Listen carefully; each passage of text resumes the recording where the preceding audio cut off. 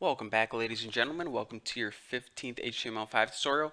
And in this tutorial, we're going to be covering more information about that flexible box model, the future of web design. So let's go ahead and under our body tag, we need to add another div. And remember, this main div that surrounded our entire website was called Big Wrapper. So just go ahead and copy that and no, that isn't a wrap group. Let's go ahead and copy that and add some properties to this beast. Now before we even begin, I want to show you guys our website right here.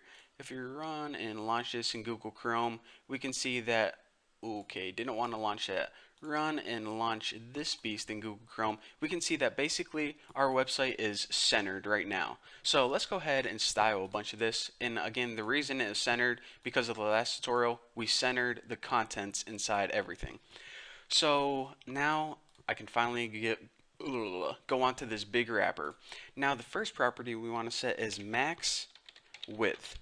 Now again, like I said, we are going to be designing a website that changes in width depending on how big your browser is. So if you have a small browser like a cell phone, it's going to be a skinny website. If you have a big browser like a widescreen computer, then it's going to be a wide website. However, we want a maximum width. We don't want this website to be 3,000 pixels wide. So we're going to set a max width of, let's say, 1,000 pixels, and this will just give us some form of consistency, some standard we can go by.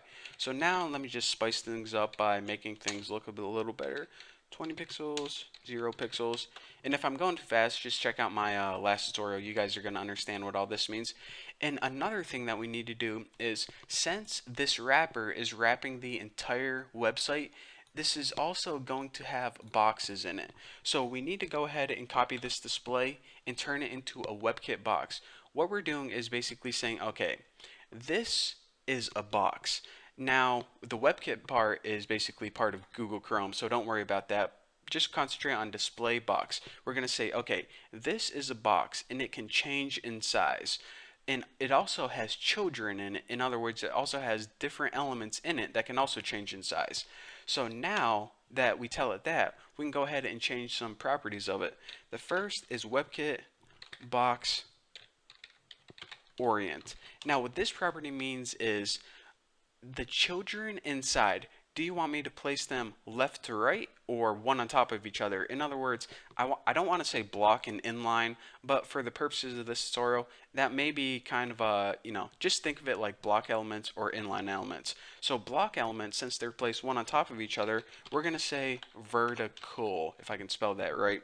And this means anything inside this box, basically anything in our website, treat as a block element and don't place it side to side. The other property we want to changed on our website is WebKit box flex. Now this is basically the meat of this tutorial. We want to give this a value of 1, and this is going to allow our website to be flexible, either shrink or grow in size horizontally. So the value of 1 means flexible, the value of 0 means fixed or not flexible at all, so that's why we want to set that as 1. So after big wrapper, what do we got? Top header. So let me go ahead and copy this piece right there. And top header. Now let's go ahead and make this look a little bit pretty. So basically, what we did right here in Big Wrapper is change the overall setting for pretty much our entire website. So now we can go ahead and start making everything look pretty. So background, wow, definitely messed that up real good. Background for our top header, and this is where our title and logo go, is, we'll just change that yellow, something very apparent. In border, I actually want to make this pretty thick, like 3 pixels, solid black. Now the reason I'm making it so thick isn't because it's going to look pretty, it's because whenever I show you guys how this website can shrink and grow, it's going to be very clear when I have a real thick border to see it. So that's why I'm making it so thick, in case you were wondering. And for the padding of this, I'm just going to put like 20 pixels, I guess. Why the heck not? Now again, that is where our logo and title are going to go. So after that, what do we got? Top menu. So for top menu, I'm going to go ahead and paste that right there. Let me move my cursor out of the way. I'm going to do the same thing. I'm going to give this a nice thick border, and I'll make this one red. That should be pretty obvious. Background, I think I made it blue last time. And for the color of the stuff inside, I'll make that white. And I think that is all for top menu. However, we do need, if I copy this, the list items in top menu, because remember our fake navigation bar was made up of a bunch of list items.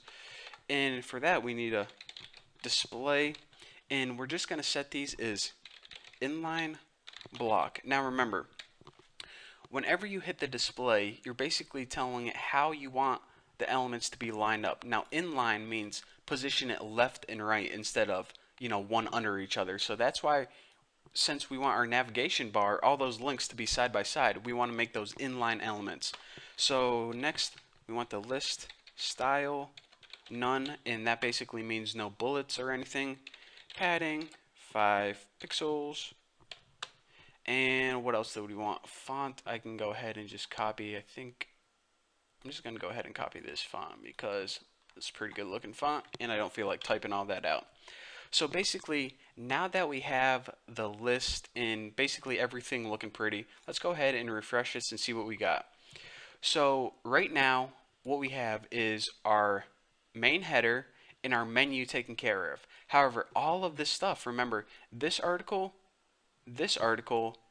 and this little news section right here, we wrapped in something called, what do we call it, new div.